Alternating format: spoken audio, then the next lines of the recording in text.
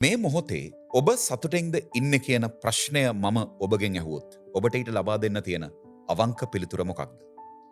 වගේම ඔබ වටා ඉන්න සමීපතමයින් 5 දෙනෙක්ගෙන් ඔබ ඇහුවොත් ඔබ සතුටෙන්ද ඉන්නේ කියලා ඔවුන් මොන වගේ පිළිතුරු ලබා දෙවි කියලා ඔබ විශ්වාස කරනවද? තවත් එක ප්‍රශ්නයක්.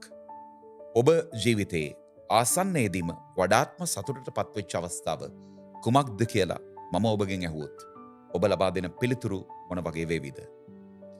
බොහෝ වෙලාවල් වලදී අපි මේ පිළිතුරු දිහා හරිම සංයමයෙන් යුතුව පරීක්ෂා කරලා බැලුවොත් කෙනෙක් පිළිතුරක් ලබා දෙවි මට මගේ දරුවා ලැබිච්ච දවස තමයි මගේ ජීවිතේ සතුටුම දවස කියලා. ඒ වගේම තමයි තවත් කෙනෙක් කියාවි මම ගිය සතියේ ගොඩක් සතුටටපත් වුණා. ඒකට හේතුව තමයි මම අලුත්ම iPhone එකක් මිලදී ගත්තා කියලා.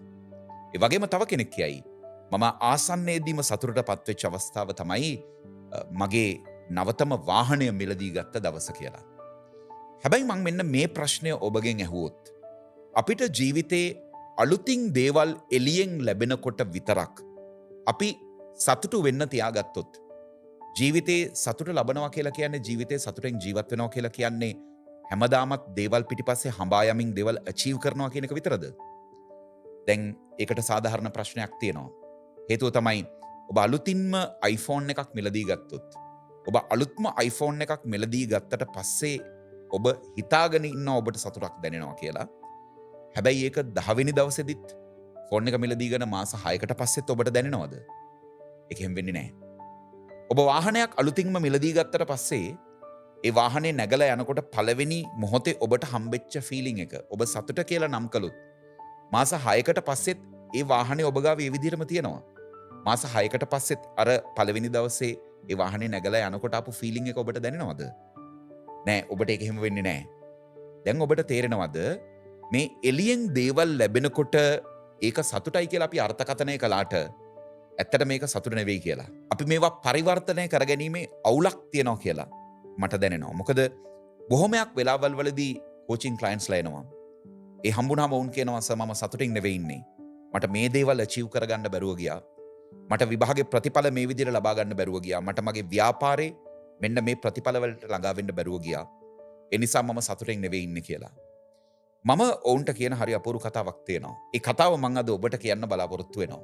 ජීවිතේ සුලභව අපිට හමු වෙන දේවල් එහෙම සුලභ වෙන්න පටන් ගත්තාම අපිට වෙන එක දෙයක් තමයි ඒකේ තියෙන අගය නැතුව යනවා. හිතන්න මේ මැණික් වලට ඉතා විශාල වටිනාකමක් ලැබිලා තියෙන්නේ ඒවා දුලභ වෙන නිසා. නේද? ඒ වගේම තමයි රත්රන් වලට ඉතාමත්ම විශාල වටිනාකමක් ලැබිලා තියෙන්නේ ඒවා දුලභ වෙන නිසා. යම්කිසි පුද්ගලයෙක්ට ඉතාමත්ම ඉහළ වටිනාකමක් ලැබෙනවා නම් සමාජයෙන් ලෝකෙන් ඒකට හේතුව එයා සමාජයේ ජීවත් වෙන බහුතරයක් මිනිසුන්ට වඩා ඉතාමත්ම සුවිශේෂී ගුණාංගයන් සහිත දක්ෂතාවයන් සහිත පුද්ගලයෙක් වෙන්නට ඕනි.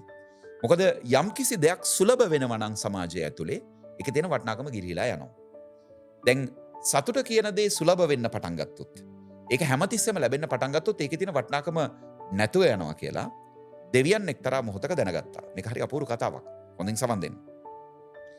ඊට පස්සේ දෙවියන් තීරණය කරා මේක ලේසියෙන් හොයාගන්න බැරි තැනක අපි හංගන්න ඕනි කියලා.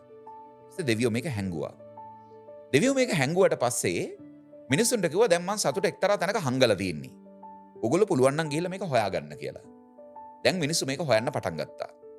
මිනිස්සු සල්ලි පස්සේ එලවගෙන ගියා. එලවගෙන ගිහිල්ලා බැලුවා විවිධ මට්ටමින් සල්ලි හම්බ කරලා සතුට ළඟා කරගන්න පුළුවන්ද කියලා.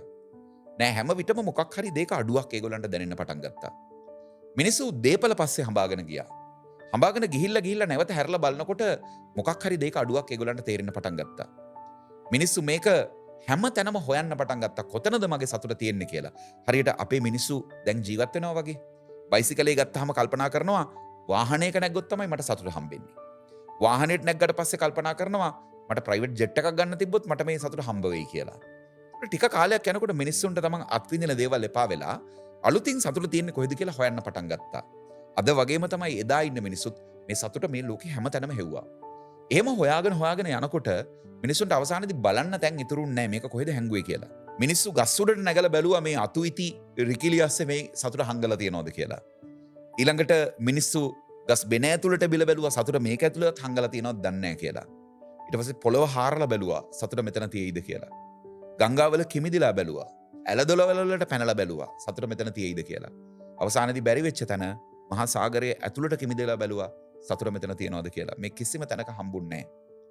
අන්තිමට මේ මිනිස්සු ගිහිල්ලා කිව්වා දෙවියන්ට, දෙවියනි ඔබ හැංගුවා සතුට. අපි මේක හැම තැනම හොයන්න පුළුවන් තැන්වල බැලුවා. මේ කිසිම තැනක මේක හම්බුන්නේ නැහැ. මොකද්ද මේකට හේතුව කියලා. දෙවියන් ඊළඟට අහපු ප්‍රශ්නය තමයි උඹලා මේ ලෝකේ හැම තැනම සතුට හෙව්වා. හැබැයි උඹලගේ ඇතුළට බිල බැලුවද සතුට තියෙන්නේ කොතනද කියලා.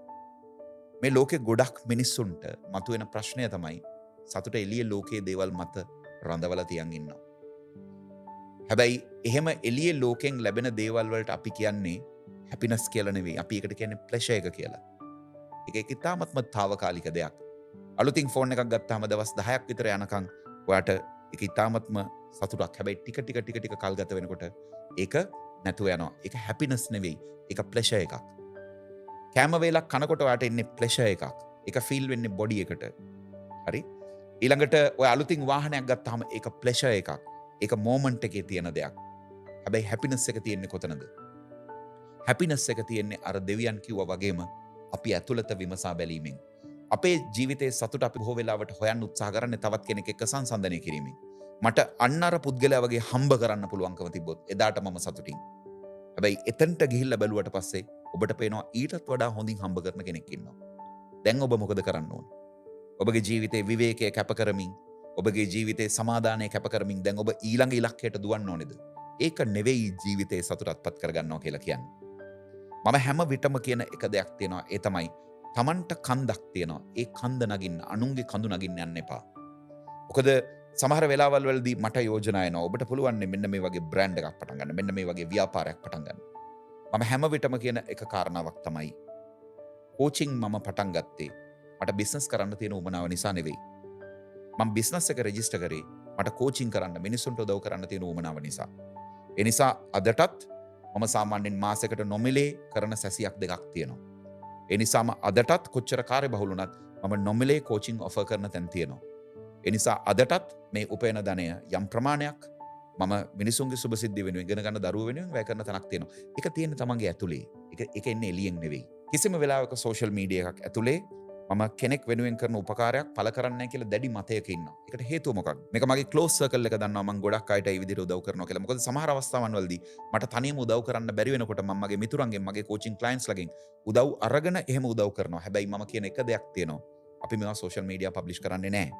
මොකද ඒකට හේතුව මම සතුටු වෙන්නේ තව කෙනෙක් වෙනුවෙන් යමක් කළාය කියලා. ඒක සෝෂල් මීඩියා එකේ දාලා ඒකෙන් කමෙන්ට් එකක් එනකොට නෙවෙයි.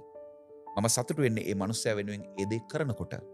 ඔබට තේරෙනවද? ඒක තියෙන්නේ තමන්ගේ ඇතුලේ. මගේ එක වීඩියෝ එකක් යටින් එක ළමයි කමෙන්ට් එකක් දාලා තිබ්බා. ඒ තමයි සර් ඕස්ට්‍රේලියාවේ සීතල අධික රාත්‍රියක හුදකලා ගොඩනැගිල්ලක ඉන්න අතර වාරේ තමයි මම මේ වීඩියෝ එක බැලුවේ.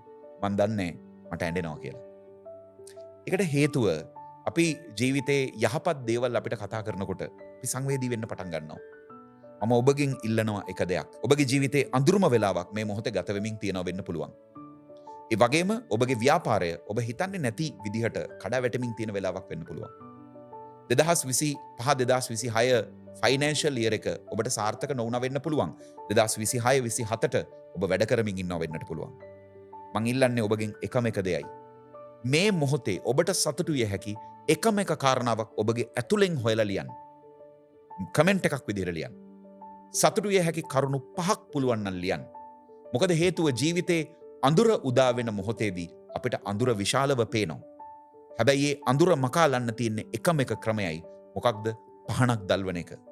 අඳුර ඊටාත්ම විශාලව වැඩෙද්දී අපි ඒ පහනේ ආලෝකය වැඩි කරන එක ඇර අපිට වෙනත් ක්‍රමවේදයක් නැහැ ඒ අඳුරෙන් ගැලවෙන්න. ඒ නිසා මේ බොහෝ දේවල් හඹා යන ජීවිතයක් ඇතුලේ මම ඔබගෙන් ඉල්ලන්නේ එක දෙයයි. බොහෝ දේවල් හඹා යනකොට බොහෝ අවස්ථාවන් වලදී අපි ඇද වැටෙන බව අපිට දැනෙනවා. හැබැයි එවැනි අවස්ථාවක ඔබ ඔබගෙන් විමසා බැලුවද ඔව් මට සතුටු වෙන්න හේතු තවදුරටත් තියනවාද කියලා. ෆේලිය එකක් ඇතුලේ වුණත්, අසාර්ථකත්වයක් ඇතුලේ වුණත් ඔබ හොඳට විමසලා බැලුවොත් ඔබ අත්දැකීමක් ගත්තාය කියන සතුට ඔබට හදාගන්න පුළුවන්. ඒක තමන්ගේ ඇතුලේ තියෙන දෙයක් නේ. ඒ නිසා පරාජයන් එළියෙන් ලැබෙන, ඒ වගේම එළියෙන් ලැබෙන ජයග්‍රහණයන් ඔබගේ සතුට තීරණය කරන්නේ නැහැ. ඒක ප්ලෙෂර් එක හෝ සෑඩ්නස් එක තීරණය කරනවා. හැබැයි සතුට හැම විටම ඔප්ෂන් එකක් විදිහට දෙවියන් ඔබගේ ඇතුලේ හංගලා තියෙනවා. ඒ නිසා හිතලා බලන්න. මට සතුට වෙන්න හේතු විශාල ප්‍රමාණයක් තියෙනවා. මම මේක මීට කලිනුත් වීඩියෝ එකක කිව්වා මට මතක විදිහට. කෙනෙක් එක්තරා වෙලාවක මගෙන් ඇහුවා ඔබට හෙට දවසේ අවදි වෙනකොට ඔබ සතු සියලු දේ අහිමි වෙලා තිබුණොත් ඔබට සතුටින් වැඩ කරන්න පුළුවන් එක හේතුවක් පෙන්වන්න කියලා. මම යාට කියපු දේ තමයි මේ මගේ වටේ තියෙන ගෙවල් දොරවල් යාන වාහන මේ ධනය මේ හැම එකක්ම හැදුවේ කවුද? වෙන කවුරුත් නෙමේ බාති අර්ථනායක කියන මේ ශරීරය සහ ආත්මය විසින් හදපු දේවල් තියෙන්නේ. මම මේවා කිසිවක් අරගෙන ආවේ නැහැ. එතකොට මට සතුටු වෙන්න පුළුවන් වැදගත්ම කාරණාව තමයි මගේ වටේ තියෙන මොන දේ නැති වෙලා ගියත් මට මම ඉන්නවා. ඒක තියෙනවා නම් මම ඒ දේවල් නැවත උත්පාදනය කරගන්න හැටි දන්නවා. ජීවිතේ හැමදේම අහිමි වෙච්ච මිනිස්සෙකුට උනත් සතුටු වෙන්න හේතුවක් තියෙනවා කියන එක ඔබට තේරෙන්නට ඕනේ, ඔබට දැනෙන්නට ඕනේ. ඒ නිසායි මම ඔබට කියන්නේ සමහර කාරණා ඔබට තේරුම් කරන්න අමාරුයි. මොකද ඒවා දැනුම විදිහට දෙන්න අමාරුයි. උදාහරණයක් විදිහට ගත්තොත් සීනි මොන රහයිද කියලා ඇහුවොත් ඒක ඔබට දැනුමක් විදිහට කියන්න පුළුවන්. පැණි රහයි. ඔව්.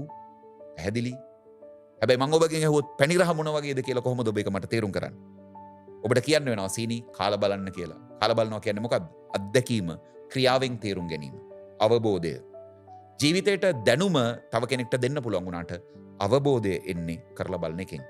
මේ නිසා සතුටක් ඔබට නැහැ කියලා හිතෙනවා නම් ඔබගේ ජීවිතය ඇතුලේ පළවෙනිම පියවර පෝස් නවතින්න. දෙවනුව බ්‍රීත්. හොඳින් හුස්ම ගන්න අවධානය දෙමින්.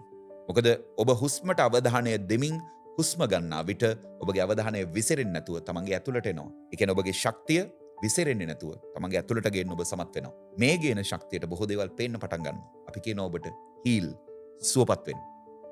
හතරවෙනි එක තමයි සුවපත් වෙච්ච මිනිස්සෙක්ගේ ට්‍රාන්ස්ෆෝම් එක පරිවර්තනය ඉතාමත්ම පහසුයි. දැන් මේ පියවර 4 ප්‍රමුඛ කරගනිමින් පෝස්, බ්‍රීත්, හීල් සහ ට්‍රාන්ස්ෆෝම් කියන තමන්ගේ ජීවිතය ඊළඟ අදියරට රැගෙන යන්නේ කොහොමද කියන කාරණාව පදනම් කරගත්ත විශේෂ වැඩමුළුවක් ජාත්‍යන්තර යෝග දිනයට සමගාමීව අපි ජූනි මාසේ 28 වෙනිදා කොළඹදී පවත්වන්න කටයුතු සංවිධානය කරලා තිබෙනවා.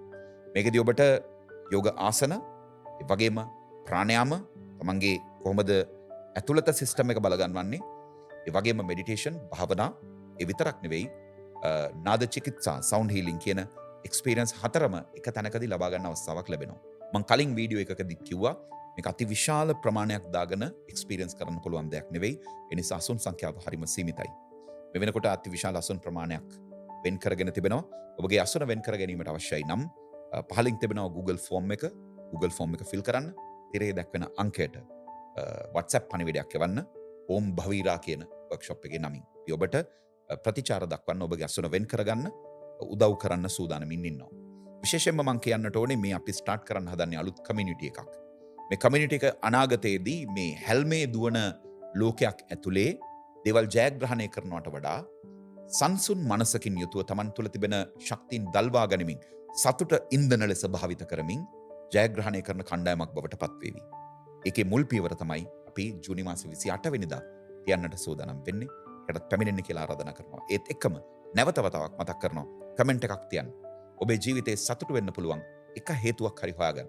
අද වීඩියෝ එක ඔබට ආලෝකයක් ඌයේ කෙසේද කියන එක අපිට කියන්න. ඒ වගේම මේ වීඩියෝ එක අඩුම තරමේ 5 දෙනෙක් එක්කවත් ෂෙයා කරගන්න. හේතුව අපි වටා ඉන්න ලෝකය, හැපිනස් එක, එහෙම නැත්නම් සතුට ඉන්ටර්ප්‍රිටේෂන් එකෙන්ම පරිවර්තනෙන්ම අවුල් කරගෙන මේ වෙලාවේ බොහෝ සංතාපයන් මැද්දේ ජීවත් වෙන්නේ. ඔවුන් දකින්නට ඕනේ අවට ලෝකයෙන් නෙවෙයි අපිට සතුට ලැබෙන්නේ, අපි ඇතුළෙම තමයි සතුට කියන දේ සංගවලා තියෙන්නේ කියලා. එකත් එක්ක ගනුදෙනු කරන්න, බල සම්පන්න වෙන්න. ඊළඟ වීඩියෝවෙන් තවත් වඩාත් ප්‍රබල කොන්ටෙන්ට් එකක් එක්ක අපි ඔබ හමු වෙන්න අපේක්ෂා කරනවා. සංසුන් බව කලබල ලෝකයේ ඔබගේ ප්‍රබලම ශක්තියයි. ඔබගේ වෘත්තීය, පෞද්ගලික, ව්‍යාපාර ජීවිතයේ ජයග්‍රහණවලට මඟ පෙන්වන එම ශක්තිය නිර්මාණය කරන්න. යෝගාසන, ප්‍රාණයාම, භාවනා සහ නාද චිකිත්සා මගින් ඔබව බලගන්වන එකම වැඩමුළුව ඕම් භවීරා. මෙහෙයවීම ව්‍යාපාර පුහුණුකරු, life coach, යෝගා teacher, sound healing ප්‍රැක්ටිෂනර්, භාතිය අර්ථනායක. ඔබගේ අසුන වෙන් කරවා ගැනීමට දැන්ම අමතන්න. දියුණුවේ භාව වීර්ය එක ලෙස ගොඩනගන අත්දැකීම. ඕම් භවීරා.